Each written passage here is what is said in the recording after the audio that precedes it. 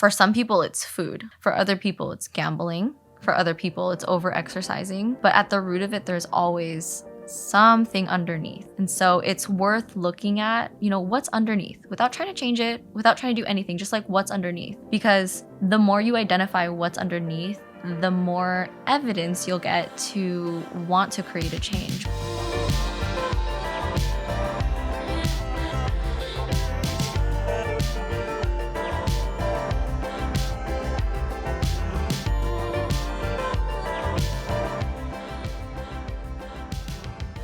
Hello and welcome back to the Bianca Taylor podcast. Today's episode, we are going to dive into intuitive eating as well as a couple other topics, but I think intuitive eating is a really juicy topic that's important to talk about because it has completely transformed my life, my relationship with food, my relationship with my body, and honestly, the way that my physical body looks and operates. So I have the perfect person to have this conversation with. She's a good friend of mine, my Aquarian sister, registered dietitian, yoga teacher, and one of the most intelligent people I know, honestly, Amanda Sevilla. Thank you. That is, as an Aquarian, I claim that, and I really appreciate that. Thank you. You're so unique, I'm just the most unique. Well, thank you for coming here. And this is technically your second time on my podcast because back when I was Badass Babe Radio, we talked about veganism and your journey to become a doctor because that was your goal. You were like, I've known my whole life I want to be a doctor. All I've ever wanted. And we also talked about like the relationship with food and overcoming disordered eating habits. So now I know, they might not know, but I know that your path has had a pivot or like a shift in it where you still are really focused on health and wellness, but not in the strictly Western medicine way. So do you want to share a little bit about that and that journey? Yeah, sure. Oh my gosh. So from our last podcast episode, which I think was like over 3 years ago, maybe 4 years ago, just so long, I was on the path to finishing my nutrition degree. So I was currently getting my bachelor's, or at that time I was getting my bachelor's in nutrition and dietetics. And I had like zero intention of actually becoming an RD. I just was very interested in nutrition. At that time we talked about veganism and how it's changed our lives and how we think it can change the world. And I think it absolutely can. But now my approach is just eating more plants and being more plant forward is what I think can most realistically change the world. But back then, I was looking at the future without very much like of a big idea of like knowing who I am. So I had a big idea of what could be because I have a lot of thoughts. I think all the time. I have a lot of ideas, but I never really took that time to really think about what is it that I want? What is it that I'm interested in? Or honor that and realize and accept the fact that what I want is maybe different from what my family or what everybody else thinks that I want and what they want for me.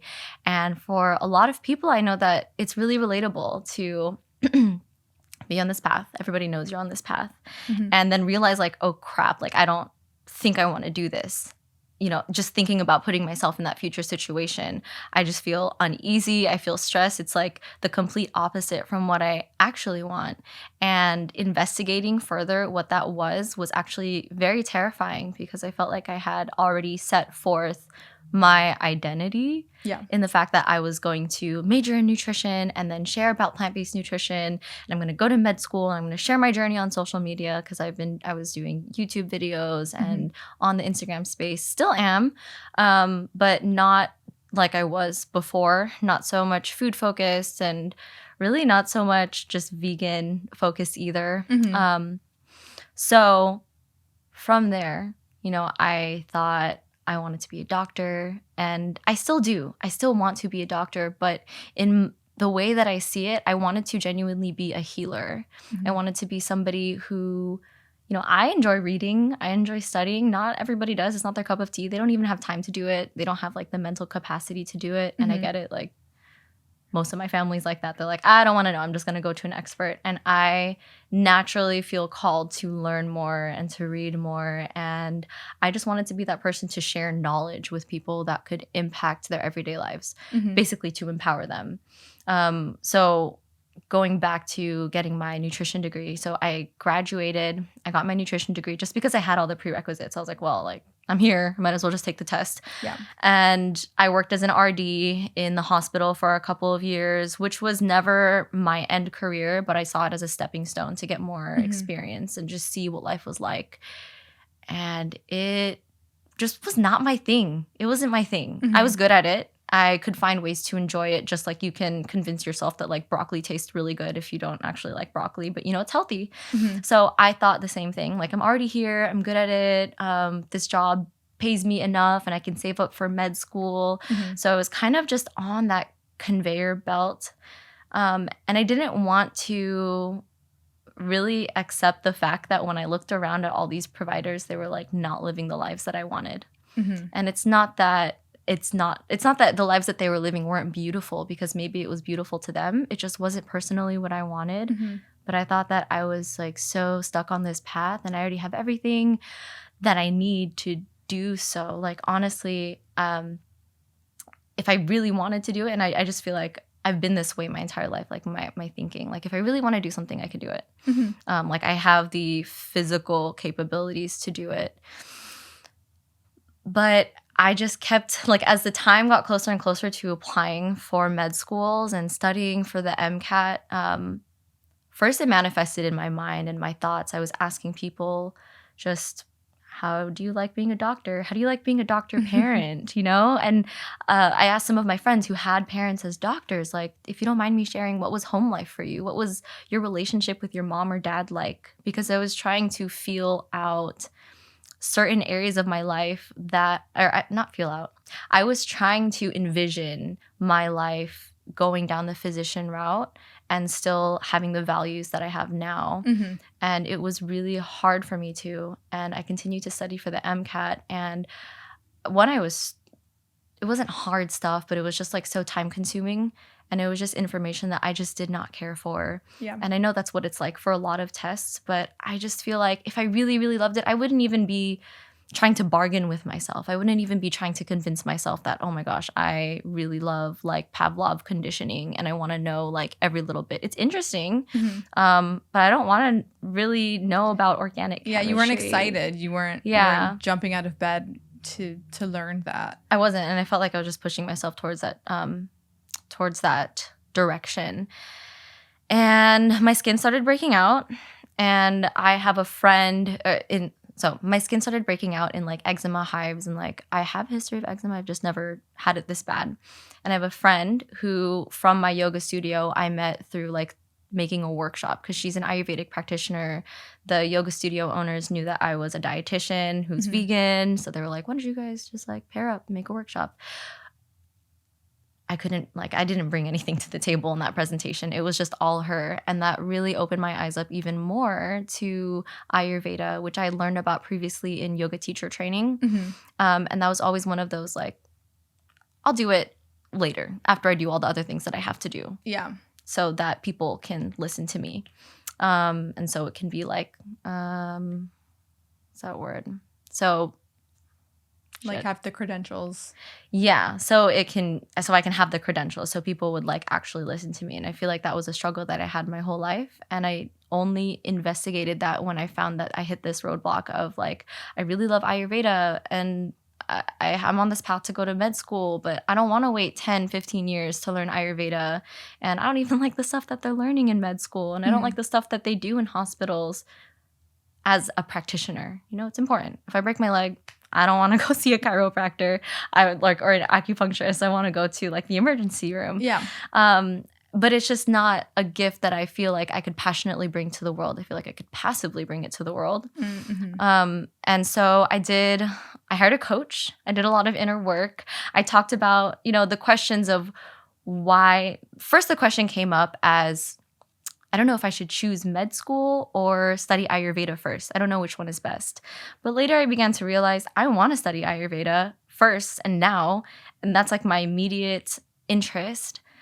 And there are just so many roadblocks in front of me that are blocking me from getting to that and making peace with that. So really my work was making peace with people pleasing and how it shows up in my life, with my own limiting beliefs, with like reparenting and all that inner stuff for myself. Like I've always been interested in Eastern tradition. I've been reading Thich Nhat Hanh books like coincidentally since I was in high school. I have like a Ram Dass book that I just picked up at the bookstore at school, and I was like, this is cool looking. I'm just gonna take it home. So finally, after doing that work and journaling and really coming to terms that like there's like nobody else is going to be me. Nobody else is going to bring these gifts to the table the way that I would enjoy it. So I might as well do it to the fullest capacity and with as much love and joy and passion as possible. At the end of the day, like I am a character living in your world. You are a character living in my world. And we live in our own world. So we might as well make it a beautiful place. And so I took that leap and I pivoted from allopathy to Ayurveda. So, you know, in India, they're considered doctors. Here, it's not like super regulated yet, just because it's like not as common. There has to be a lot more lobbying before it can be recognized as standard. But there are doctors in India that are Ayurvedic doctors, and this is a 1,000-year-old practice that is evidence-based. There are like hundreds of thousands of case studies for this. So if I ever felt like I needed evidence that it worked, like I could look at those case studies, or I could just see the way that the philosophy works in terms of energies. And the way that I like to think about Ayurveda is to me, it brings magic to medicine. It like makes things make sense in my mind. And I'm so glad that I made this pivot. And if med school ever comes around, it's also there. And you know you can do it. Yeah, and I know I can do it. And there's like so many options. So I realized like it doesn't matter which one I take. It's just, you know, having that courage and having that joy and finding the ease in that path. Thank you for sharing. And I think a lot of people can relate to that struggle of having an internal battle between my heart's calling me to do this, and this is the thing that everybody expects me to do, and I know that I can't do it and I would be good at it, but will I be happy? Am I living my passion, my purpose? Is it really aligned with my soul's journey here? And so just you sharing that, it gives people permission to inquire deeper within themselves of, okay, this is normal to have this feeling. And I like how you went on this journey of first asking doctors and people who have family members as doctors what their experience was like. It's like very it's like you were collecting data. It's like such a you way to operate. It's like, I'm going to collect data on this before I make a decision, right? Even though you knew inside, like you knew in your heart the direction that you were going in. And on the so on the topic of Ayurveda, so you kind of shifted into more focusing on that. And can you share? I know what Ayurveda is. I've had an Ayurveda practitioner before. It's helped me a lot. Can you share for people that maybe have never heard Ayurveda? Because a lot of people have heard of traditional Chinese medicine, TCM, but they haven't heard of Ayurveda. But Ayurveda is actually older, isn't it? It's older. It's much older. I think TCM, it came from Ayurveda, right? So do you want to share a little bit more? Yeah. Oh my gosh. Okay. Feel free to cut me off if I'm like so passionate about this. I'm still a student, so I'm really learning the basics right now of it. And in 2 years, I'll be able to actually take on clients as a practitioner. So Ayurveda is a very ancient modality of healing. It is like it's analogous to traditional Chinese medicine, except it originated in India. And there are a lot of theories as to how Ayurveda came to the human species, but the biggest one is that it was actually channeled by monks who were just meditating and asking for the knowledge to heal others. And so they channeled there's like 3 bigger texts and then there's 3 smaller texts, and it's just this beautiful system that integrates nature and the human body. So very, very similar to traditional Chinese medicine. Ayurveda can be dated back to like 6,000 years. So we think of like Hippocrates as the father of medicine. Mm-hmm. Well, the Romans and Greeks actually pulled from Ayurveda. There's actually a lot of evidence, and an example that I like to use is with Alexander the Great. So he was like this Macedonian emperor. He went to India and he was like so impressed by the Ayurvedic doctors healing people from like traumas and snake bites, just things that were unheard of being healed from, that he took Ayurvedic doctors with him back to Greece or Macedonia. And brought them into their medical system. And so along with Grecians and Romans, they also inspired the Chinese as well. And like even in Europe, I know like in the medieval time, there were like the three humors, and that was inspired by Ayurveda as well. So the basis of Ayurveda is that everything is energy, and there are three different specific kinds of energy, Vata, Pitta, and Kapha, that all interact together. They all support each other. They all need each other to survive or to move around. But there is a perfect balance. And when that balance is, if that balance teeters from one side to another, that's where we start to see disease. And the pathogenesis of it is really complicated. I would say it's very different from Western medicine. But again, like as I learn it, it just makes a lot of sense. And it's very much in tune with nature. And so the biggest modalities of healing for Ayurvedic medicine are diet and lifestyle, herbs, exercise, even sleep, community, meditation, yoga. So yoga, if you guys are familiar with yoga, you know, on yoga store or yoga studio at your corner. Yoga is the sister science of Ayurveda, and they go hand in hand. They're actually practitioners who focus on yoga specifically with people's Ayurvedic doshas or constitutions. And so they use that, and mental health as well. And so all the things that we're starting to see now, studies on GI health and the microbiome and stress and mindfulness, Ayurveda has been talking about it for thousands of years.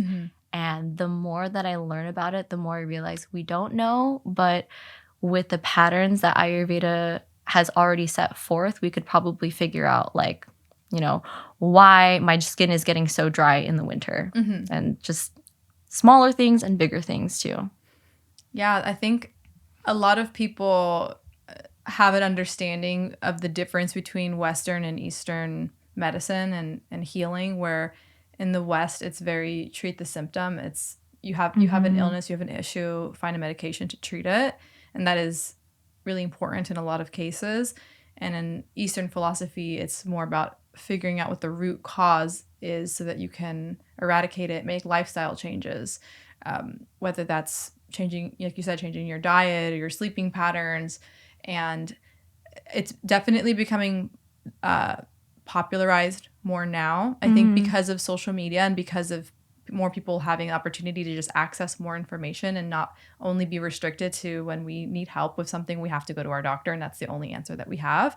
So I think that's really cool to see people start to, whether they know it or not, just be more open-minded to different methods of healing yourself. And when I went to an Ayurveda practitioner, primarily the thing that I wanted help with was my mental health, because I had done therapy. I was not a huge fan of the way I felt on antidepressants, and I really wanted to figure out what was going on, if it was diet related. And so it's not just about, like you said, healing, you know, something with your skin or your gut health. It expands like beyond everything. Yeah.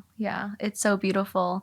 And something that I wanted to add about Ayurveda and root cause, one of the things that drew me to Ayurveda and like really just like grabbed me was the fact that the two principles or the two main goals of Ayurveda. The first one is keep a healthy person healthy. That's preventative health. And then heal a sick person. So there's actually surgeries recorded from thousands of years ago in Ayurveda as well. But with the preventative health, like that's what I wanted to do anyway. Like I wanted to inspire and teach other people as a physician or as even a dietitian about how to stay healthy by eating well, by sleeping, resting, drinking water, preventative.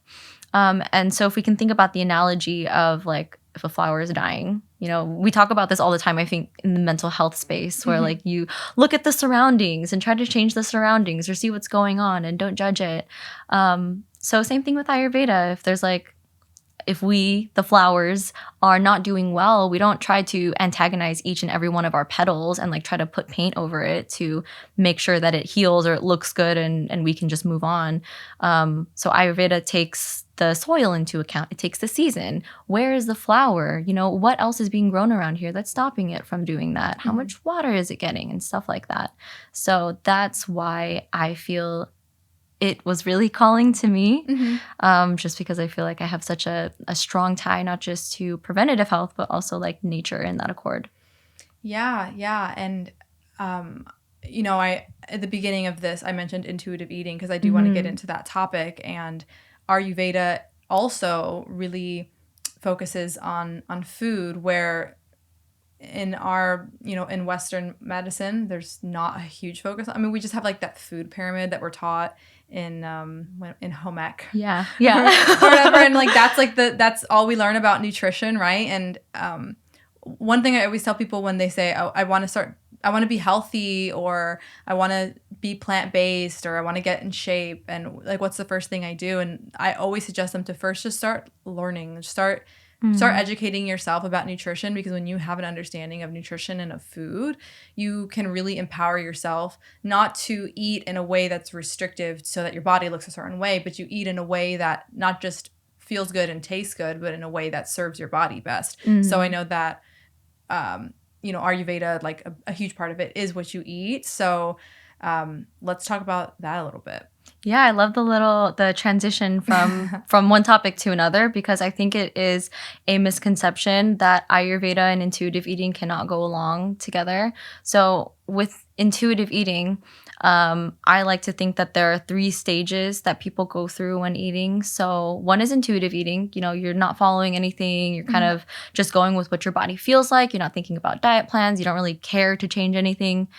There's restorative eating, when you're trying to gain weight or heal your body by resting more, eating more. And then there's therapeutic eating, or therapeutic pattern of eating, which is what like dietitians, like what I used to recommend to patients in the hospital. You have heart disease, maybe try eating a low-fat diet. So it was still external wisdom. So not necessarily intuitive eating, but something that was necessary to get us back to that health baseline. And where I see Ayurveda fall into place with intuitive eating is literally like all 3 of those areas.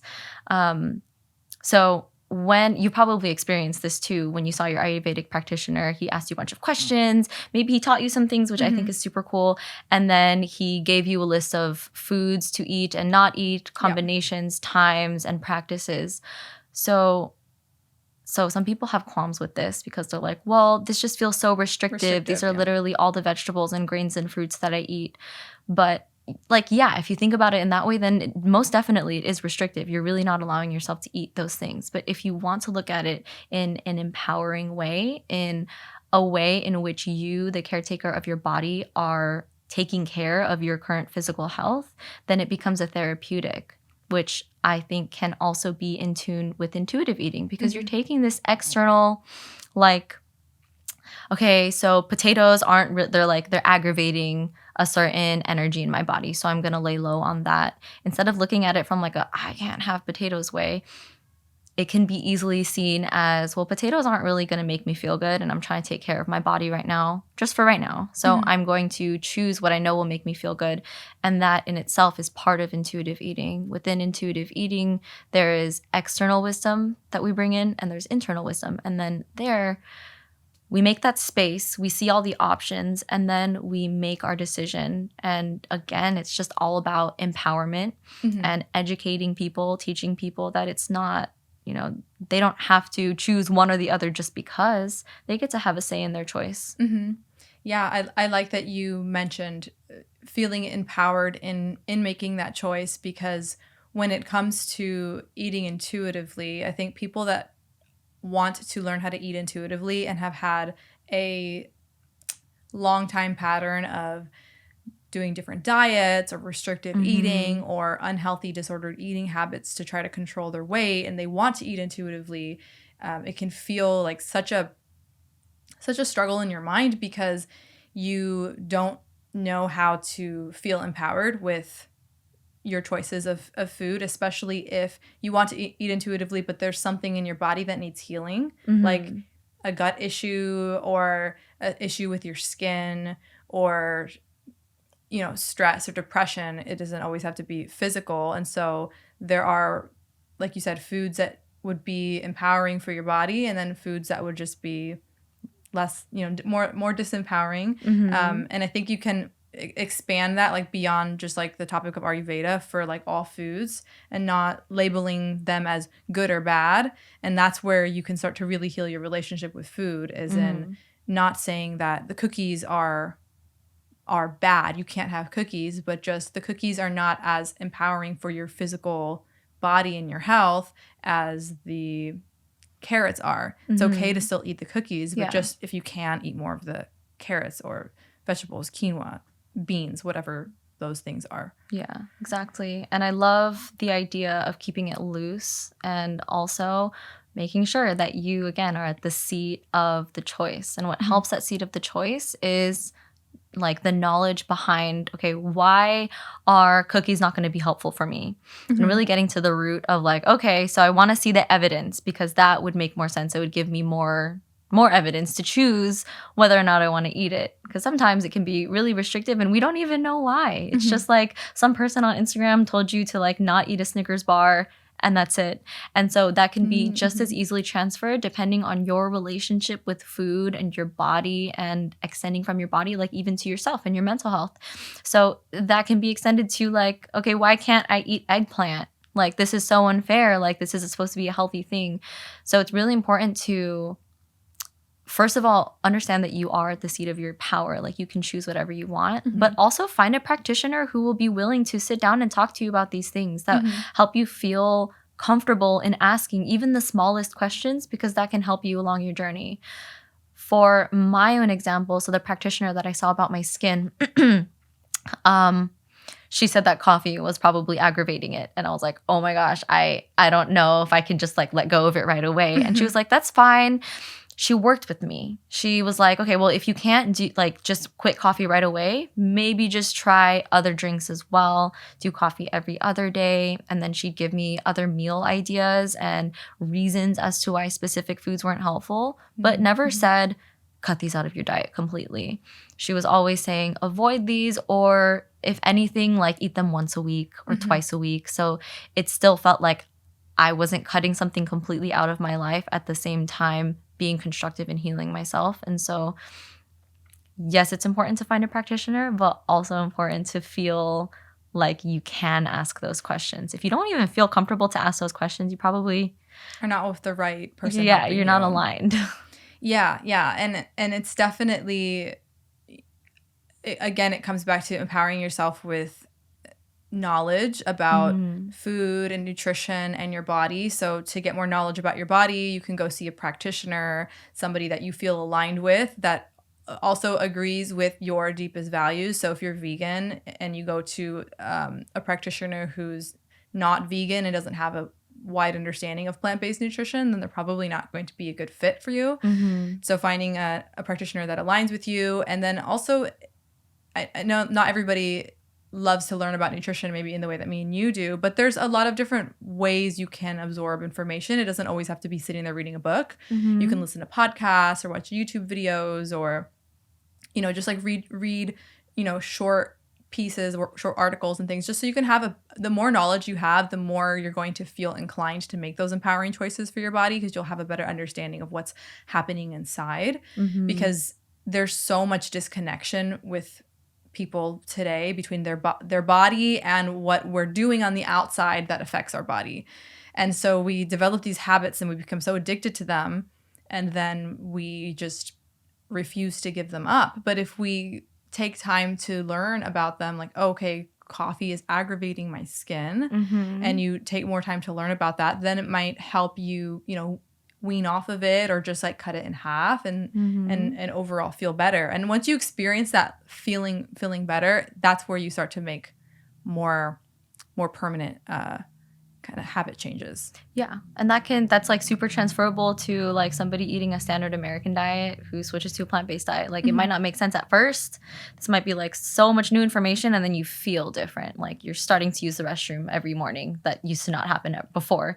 And that's like, oh my gosh, I want to learn more. I want to know how much more I can improve myself, not to like an obsessive degree, but in a way that's gratifying and that brings you closer and more connected. I love that you said that we're so disconnected lately, and I really feel like a big calling of mine is to, in any capacity, any way, help people feel more reconnected to their bodies or just reconnected to their sense of self, whether that be through meditation, reading, journaling, or learning about which foods aggravate specific constitutions in their body, or just feeling liberated to learn more about their very unique and beautiful bodies too. Yeah, and you know, all of those things that you just mentioned, it's all essentially like a part of a person's spiritual path. And whether you feel like you are spiritual or not, I talk about spirituality a lot here. It does become like one big journey, you know, is like what you put in your body, what you're feeding your mind, what you're feeding your eyes, and as you go down that path, your perspective on things change, and you start to want to learn more about certain things because you realize you feel the change, and then you're like, oh, that actually feels good, I want to learn more, like you said, and that encompasses everything too, with more mindful living. You know, it's not just about the foods that you're eating, but it's also how you're eating and what your relationship with food is like, and understanding why your relationship with food is like that. Like you gave that example of somebody seeing an Instagrammer saying like, don't eat a Snickers bar, and then feeling all of a sudden like guilty. Having a deeper understanding of why you have the relationship with food that you have is so transformative. And for me, I mean, my relationship with food has been a massive part of my spiritual path. It's actually was really like the catalyst of me going deeper. I would agree. With me just having this realization of what am I putting in my body? Because I was so physical obsessed. Like I was so obsessed with the way I looked at the time when I was bodybuilding. And then the day that I went vegan and I realized, oh, this actually, I don't even really know where my food comes from or how it's made. And I wanted to just learn, and I started questioning everything. And my relationship with food changed, not in an obsessive kind of orthorexic way. I've always been really good about not worrying if something is like the cleanest. Like I've always had a healthy relationship in that way, but I just became more curious about why I was eating the way that I did, why I had the relationship with food that I did, and the unhealthy relationships that I have with food. Like I used to be, I went through a period where I was afraid to salt my food because I didn't want to retain excess water, and like that really just goes back to my body image, and why do I have this like super strong obsession with feeling like I need to be lean and like thin all the time, right? And that goes back to my own internalized misogyny and had to completely unravel all of that, and that all started with me just becoming more mindful of my food. So it's been a huge piece of my spiritual journey, and I know it has for you too. Yeah, definitely. And I love that you used the word unravel, because as you said that, I was thinking like, oh yeah, like unraveling her limiting beliefs. Because I think it is limiting in a broader sense, but at their core, they are just beliefs that we have been conditioned to have, or maybe that we formed ourselves from our upbringing. And so it's really interesting to take that one topic, food, that we do every day, 3, 4, 5, maybe one a day for some people, but we do it often, and really investigate, like, where is this coming from? Why am I doing this? Oh, I'm having this reaction to, I don't know, salt. Like, what is this reaction about? What is this telling me? So it's also kind of looking at the layers of not just the action, but also like the reasoning behind the action. Yeah. It's like, it's really meta, but it's so interesting how like one small path can lead you to like a sea of unexplored territory. Yeah, I mean, just in me becoming more mindful of my eating, my whole life just took a complete pivot, and I started questioning everything about the way that I was living, the way that I was eating, was I following my passion? Was I living in my soul's purpose? And that all began with me just becoming more mindful and asking questions, and then repairing that relationship with food has been really important for me. And I know that's something that so many people, but especially women, struggle with. So I know you and I have talked about that before in the past. We talked about kind of that overcoming that different unhealthy like relationships with food. What would you, now that you have more knowledge and you're further along down your path and you are more connected to your own, like all of these different perspectives around food now, how would you advise a woman or person who is struggling to heal that relationship with food, whether it's they don't know how to eat intuitively, they struggle with binging, or just guilt and shame around eating? What would you advise? Big question. I feel like I could advise so many things. Not my top thing, because I have trouble with choosing a top. But one of those is to look beyond the triggers and see what's really behind the want to eat something when you're not actually hungry. What's really behind the need to not eat something when you actually are hungry, without judging yourself. Really just see what's there. We can't really do anything unless we know what is available for us to work with. And for some people, it's really painful. It's like a painful process to see even like what's behind that. One example that I had with a client a long time ago was like, my husband's just always gone and it's so lonely in this house. And we used to eat so much fun food together. And so when I'm alone or sad, like I just reach for this box of cookies. And just hearing her convey that message to me, like I just felt so much like sadness and loneliness and grief. And so for some people, it's food. For other people, it's gambling. For other people, it's over-exercising. But at the root of it, there's always something underneath. Yeah. And so it's worth looking at, what's underneath without trying to change it, without trying to do anything, just like what's underneath. Because the more you identify what's underneath, the more evidence you'll get to want to create a change. We don't want to force change or force you to really do anything that you don't 100% feel ready for. Like for me personally, we talked about this. I struggled with an eating disorder for a while, like in my teens.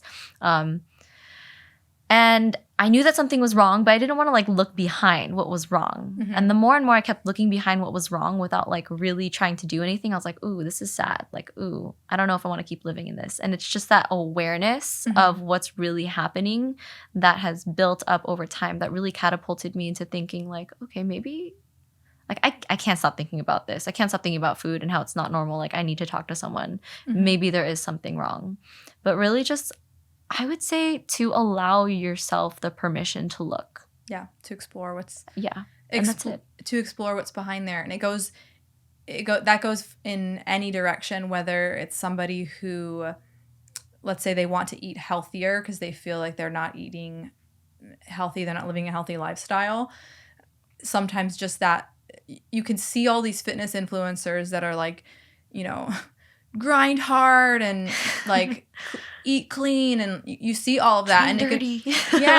Eat clean, train dirty, and you could feel all this pressure to change, just eradicate your lifestyle and just make a big change and start eating healthy and exchange your soda and your coffee for water, and you have no idea why you are addicted to drinking soda or comfort food or fast food or foods that actually don't make you feel good. And it's so important to, before you even, I'm obviously like, I was a personal trainer, I have a fitness app, I obviously like love healthy plant-based living, but I'm also very aware of the fact that when somebody wants to shift into eating healthy, it's important to take time to, like you said, just allow yourself to explore why you've created the patterns that you have, with just from an objective place, with compassion for yourself. And then you will start to feel a little bit more empowered in being able to make that change. Because just fitness influencers screaming in your face that you need to be healthy, like just eat healthy, just change your lifestyle, and you're like, why can't I do this? It's important to take a couple steps back first, and the other way as well for people who maybe struggle with eating well and disordered eating habits in their body image, and you see all the body positive influencers. They're like, just love yourself, like give yourself permission to eat and eat intuitively. And you're like, how the fuck do I do that? I'm not like, there's stuff going on inside of here, and I eat almost on autopilot, or I don't eat and I'm terrified of food.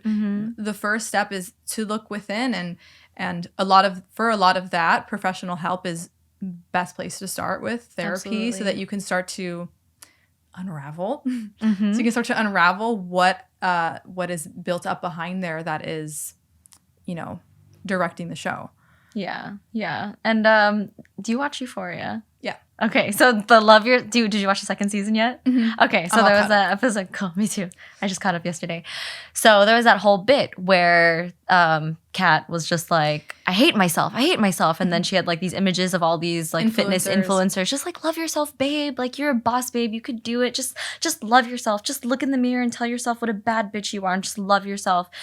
You can't do that if you have not yet created the space to even think about what is in the way. And that's, I think, what her internal issue was. And she was like, you guys don't get it. Like, I hate myself. So instead of just pushing yourself to go love your entire being, maybe take a step back and just look at, like, what is this hate?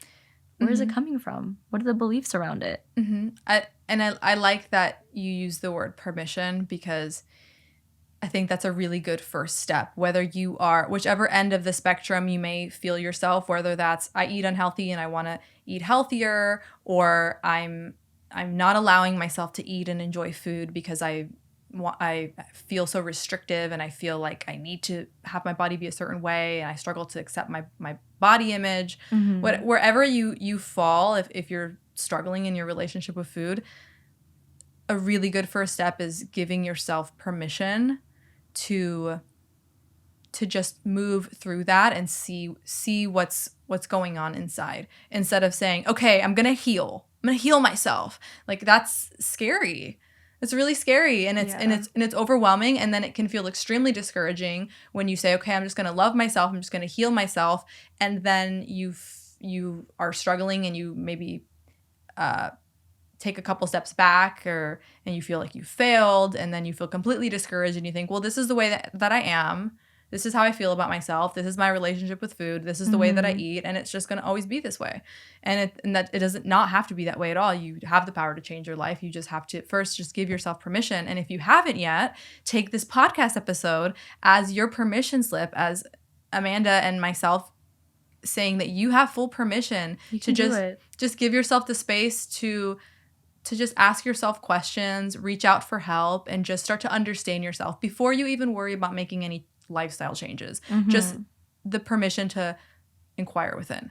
Absolutely. And I feel like that permission piece, it flows into intuitive eating, because a big part of intuitive eating, if we're thinking of the like trademark 10-step process, one big part of it is giving yourself unconditional permission to eat. Like just permission to have whatever you want, think whatever you want about it, but really just like be aware and like allow. And I think that could go into spirituality, into mindfulness with meditation. We both know, like, the thoughts come up, like, give the thoughts permission to come up and then go, and give yourself the permission to, I mean, like, you could go with the thought if you want to. No one's stopping you. Yeah. But you also have the choice to stay back and just watch the thoughts go by. And so there's so many ways that I feel that permission point can permeate through our life. But it really allows us, I think, the thing that brings it all together is it allows us to be, again, empowered to choose for ourselves what we want to do, what we want to think. Because at the end of the day, it's like, it's your world.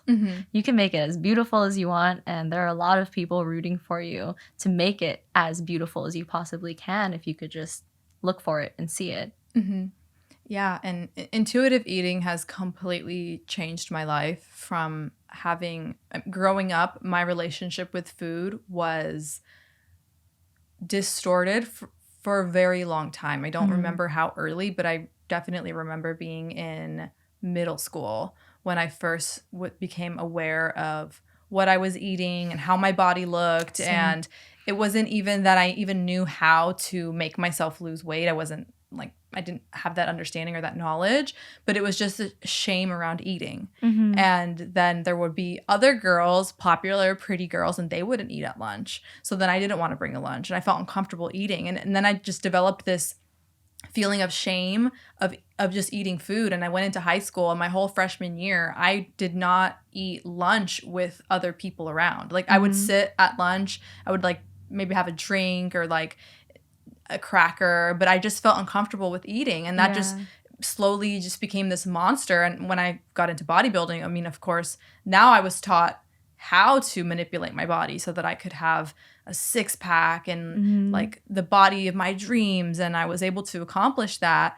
And then I became so controlling with my relationship with food, and I relapsed into binge eating. So I've been on like both ends of the spectrum because I gained weight from that. And eventually, when I found intuitive eating and I started to really live that and just honestly live my whole life intuitively, just intuitive living is like the overall. Intuitive living. Intuitive living is the whole concept. Yeah. Intuitive eating is a part of it.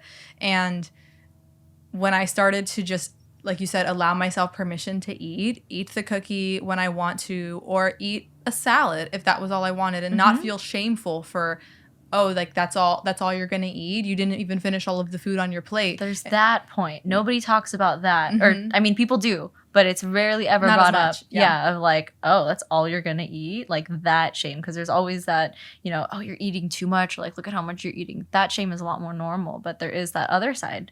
So I love that portion of your, I guess your awakening to intuitive living, that you can like, yeah, just eat a salad if that's all I want, or half of it.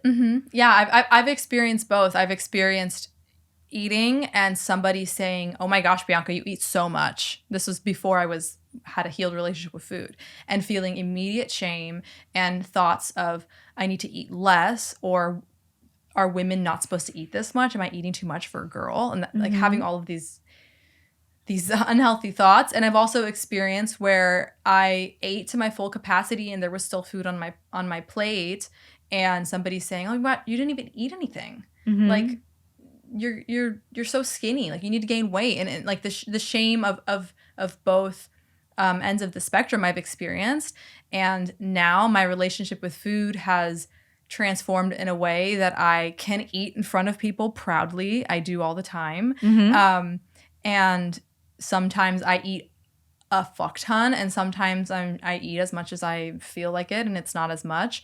And I don't have any shame. And to be on that part of the journey is so wonderful. And I also am not bypassing the fact that it's fucking hard to get to for a lot of people. It's hard. It was a journey. Like I've been on it. I know you've been on it. And I mean, I've been underweight. I've been overweight for my frame where I felt uncomfortable and my clothes didn't fit.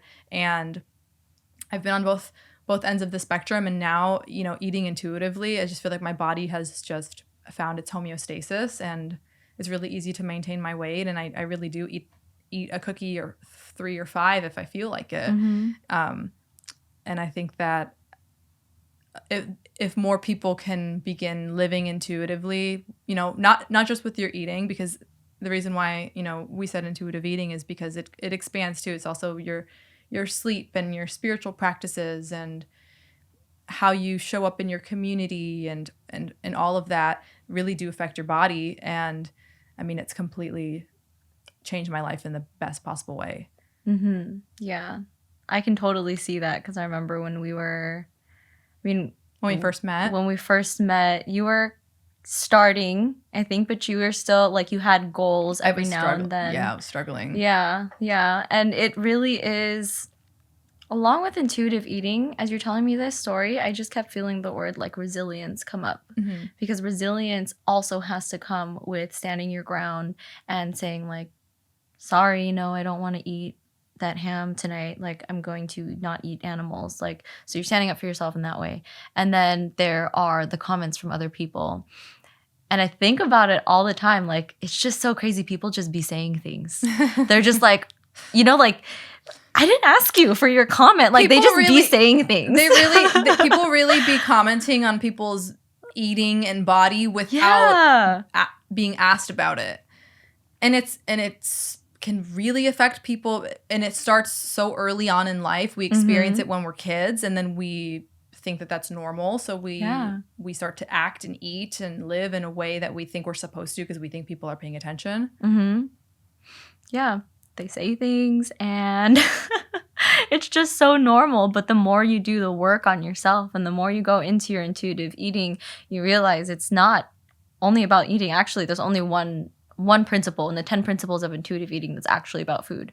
Everything else is just about like honoring yourself, honoring your hunger and your fullness, dealing with your emotions without food. And a big part of those frameworks is self-care. And what comes in self-care is having boundaries for yourself. Because if you keep letting people's words affect you and you don't say anything to them about it, they'll just keep saying it. You'll keep getting affected, and we don't go anywhere. So it's really like, I feel like intuitive eating is more about courage and learning yourself than actually the food. I am currently like a co-collaborator of this 12-week coaching program called Reconnect Academy with my dear friend Tara Kemp. She is a doctorate, or she's a PhD candidate, but I think now she can call herself doctor. She's in that part of her dissertation, and she's doing her research on like the link between veganism and eating disorders.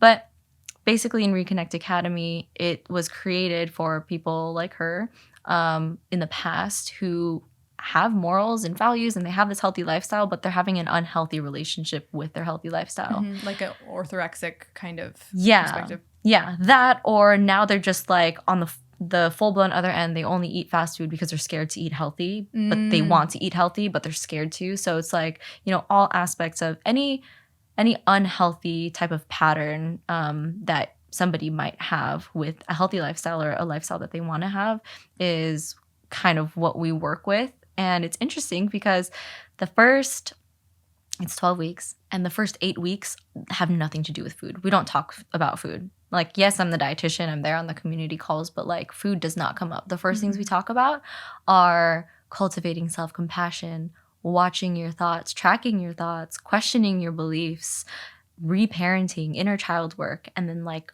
older me work. I forgot what the actual terminology is called, because we tend to do a lot of like, oh, well, what would my inner child think of me, or like what would they need? But we also look into what would my older self appreciate, and what are they asking me to do right now?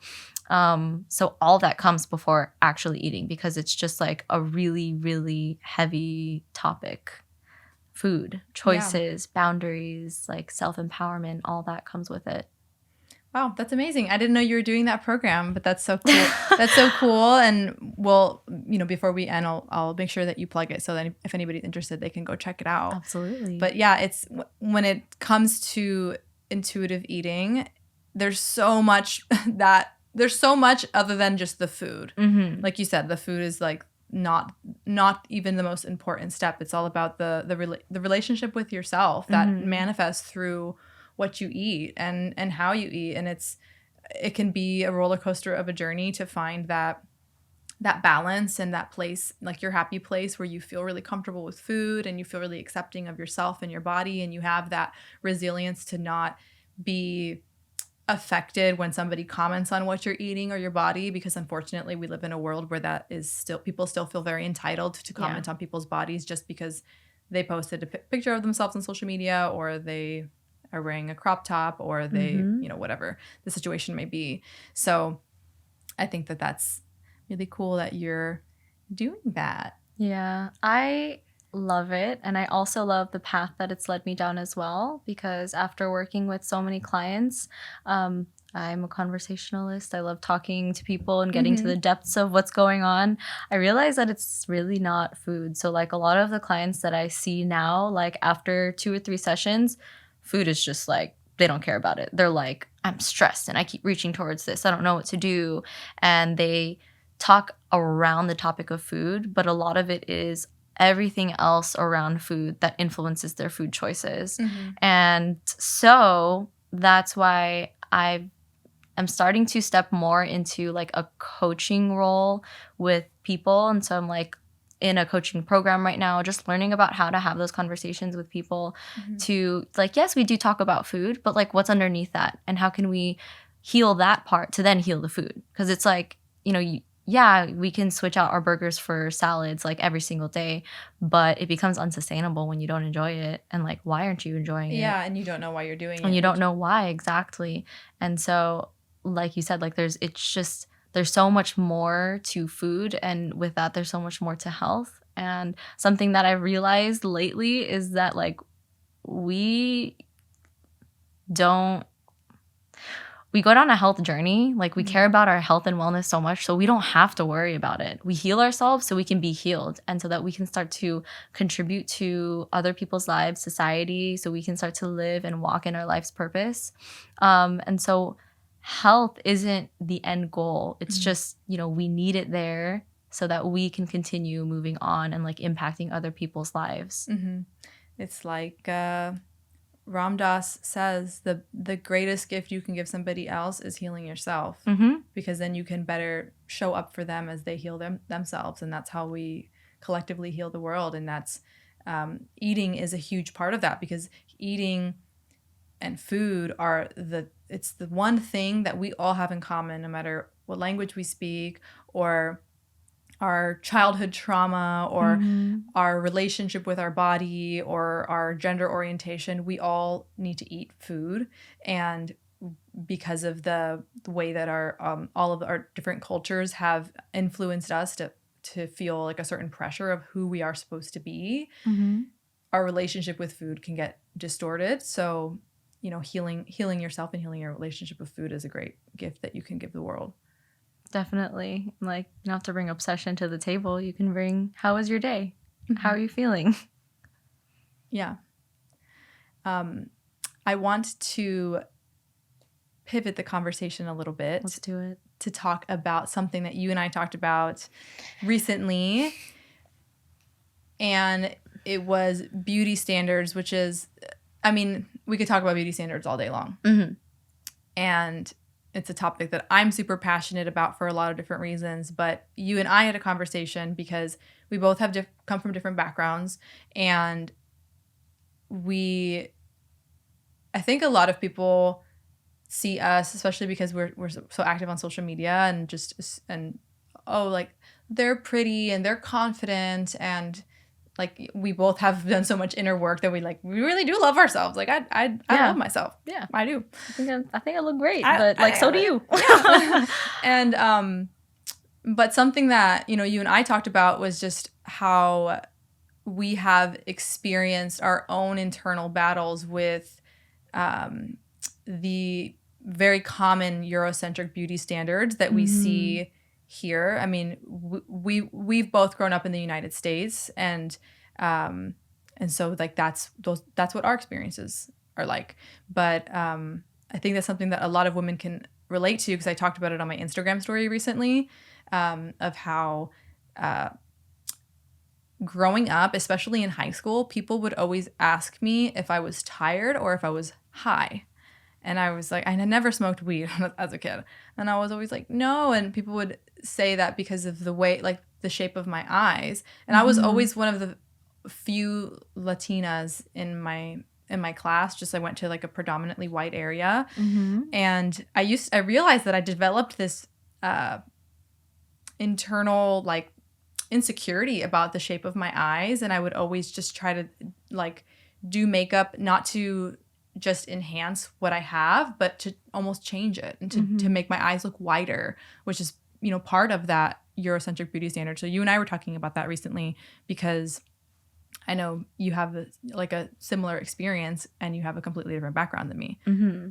Yeah. So, let's see. I think something that comes with having a heritage of colonialization, just it's very natural to love and value and really just want all those Eurocentric features, because so I'm like, for people who are here listening, watching, My background is that I'm Filipino. So both my parents are from the Philippines and I'm first generation.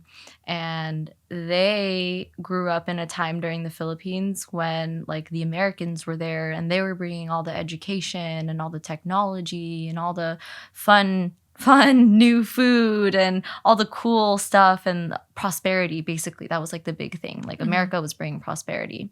Before that, it was Spain. So the Philippines was not the Philippines before, but it was named after King Philip, who consequently, or not consequently, but who coincidentally has never even stepped foot on the Philippines.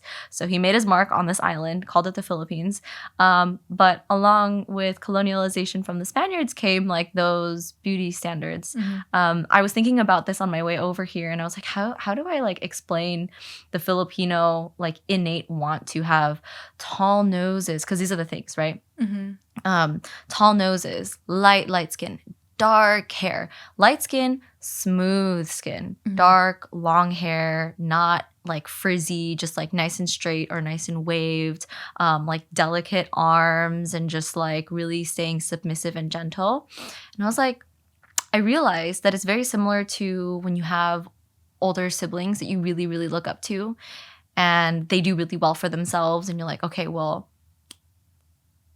if she got a Porsche when she was working her job and she made that much money, like I know that if I get a Porsche or if I have a nice car equivalent, like that means that I'll be doing a lot because I really look up to my sister. And I feel like that's what, if we're looking at the macrocosm, that's what the Filipino culture has done. They've like really looked up to Spain from back then and then America. And now, so it's not like anybody really bullied me as a kid because I grew up in a town that had like, I don't know, there was a really good mix of ethnicities, obviously predominantly white, but there were a lot of Filipinos. There were a lot of other Asians, Latinos.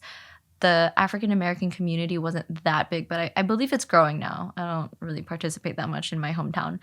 But I do remember all this internalized like colonialism and just like beauty standards from my aunts and my mom and even like Filipino TV ads. It's all like whitening soap. So there's like papaya soap. I used to ask my dad like whenever he went to the Philippines like, oh, bring home papaya soap because that's supposed to like lighten your skin. And I was always told to not stay outside for too long because I'm going to get dark. And my family told me that too. Right? And like that skin color thing was so big. And I've always just been along the lines of like, okay, well, if I'm dark, that means I was out in the sun. Isn't that a good thing? But my mom always tried to stay away from the sun.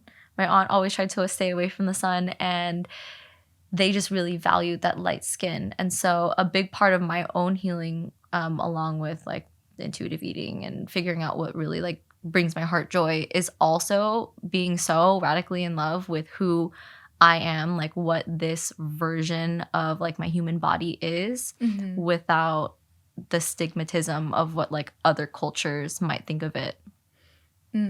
Yeah, it's a huge part of your healing journey. Is we talk about self-love and self-acceptance and compassion for yourself, and it's like there's all these layers to it, right? There's accepting the pressure of being thin or being feminine. You know, for me, like I got breast implants and then I hadn't taken them out after 8 years, but there's like the pressure of being like thin, desirable as a woman, and then there's these other like layers depending on what your heritage is. And when you grow up, you don't even realize in the way that you're being influenced, like you said, like it's like looking up to, you know, somebody you admire and thinking like, oh, okay, I want to be like that too, especially when all we see, or I mean, there's been so much change now, but I'm talking about when we were growing up, like late 90s, 2000s, and we're watching Disney Channel and we're watching movies, and the majority of actors are like beautiful, like white, blonde women with light brown hair. And I would go to school and be surrounded by other like white kids and would get made fun of. I don't think my name is that exotic, but I was always the only Bianca, and I would get made fun of for my name being Bianca. And and experiencing that, and I never realized how much of it I internalized over time. So as I've been going like peeling back the layers of my self-love journey, just like you have. And there's been like, okay, my relationship with food and my physical body, my relationship with femininity and what I think that means. And then there's my relationship with this, like being proud of my culture and not worrying about how other people identify me, because a lot of people think I'm white. Some people think I'm Middle Eastern. I get asked constantly what my background is. And I'm proud to be Colombian and Cuban, and I have like a whole mix of like other lineages in there, like in the Central America and South America, like a little bit of Middle East. I have a lot of like African ancestry as well. And you don't realize how you internalize it over time. So I think that even just us having this conversation can open up some, just open up some questions within yourself of the desires that you have to change the way that you look. And I don't mean enhance or adorn. Like, it's one thing to put makeup on and like do your hair and like feel like you are adorning yourself. Yeah. And celebrating yourself. And then it's another thing to feel like you have to change because you really dislike something about yourself. Maybe first start asking yourself why, because it could be rooted in this internalized racism against your own heritage. And undoing that can be really empowering. Yeah, definitely asking yourself why. And when people peel back the layers, they might even realize it's not their fault. It's not them. And there's so much power in that as well. Because again, we get to make the choice and we get to have more and more opportunities to reconnect to ourselves, whether that's our mental health, our food, our relationship with food, the way we live, and reconnect with what our genes have been like creating for thousands of years. And for anyone listening to this who needs a reminder, you are the result. You are the dream of your ancestors. You are the culmination of everything, all the hard work that they've ever put into their lives. That's you. So how do you want to move forward with that, you know? Yeah, celebrating it.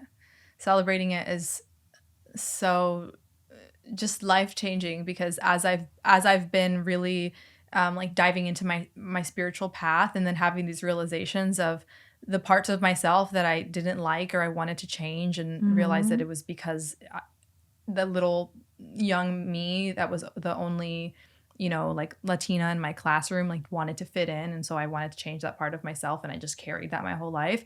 And as I've been undoing that and finding, like pride and excitement for where I come from and my ancestors, it's been such it's just like a whole nother doorway into like a deeper spiritual connection with myself. And I'm sure you experience that too. Oh, definitely. It's been so interesting. I was just telling Luke, my fiance, this the other day, or maybe it was last night. I was like, I want to get my Akashic record read again. I need to know if I was like a Filipino witch or like a herbalist. I just feel it in my veins. So just diving into that topic is also going to be so fun. Yeah. Well, I think we covered so much good, so much good, juicy topics that I'm really glad that we had this conversation, because these are all of the things that I wish I could have heard and been inspired to inquire more about 7 years ago, 10 years ago. And so I'm really glad that we had to have this conversation. Thank you so much for coming, and thank you for having me. Yes. Thank you for going through what you've gone through, and for meeting me along the way so that we could come together and share it with people who need it or who just might like listening to it. Yay! Where can everybody find you at, and if they want to know more about your course as well? Yes, absolutely. So you guys can find me on Instagram, Amanda V Sevilla. And then website is the same thing, just amandavsevilla.com. I'm sure it'll be in the show notes somewhere, just in case people don't want to butcher the spelling. And then, so Reconnect Academy is a collaboration that I am proud to be part of by Tara Kemp. So I'm like the staff dietitian, and I teach yoga classes weekly with them. And it's a 12-week coaching program to help people feel more free with their bodies, their relationships with food. And we run them, I would say, quarterly or 3 times a year. So if anybody's interested, just check out reconnectcollective.com and see if you can put your name on the wait list or just contact Tara for more information. Amazing. Thank you so much. And thank you for watching. If this episode felt juicy and special for you, share it with a friend, share it on social media, give us a like and a comment below. I really appreciate the support. And as always, sending you so much love and light. Peace.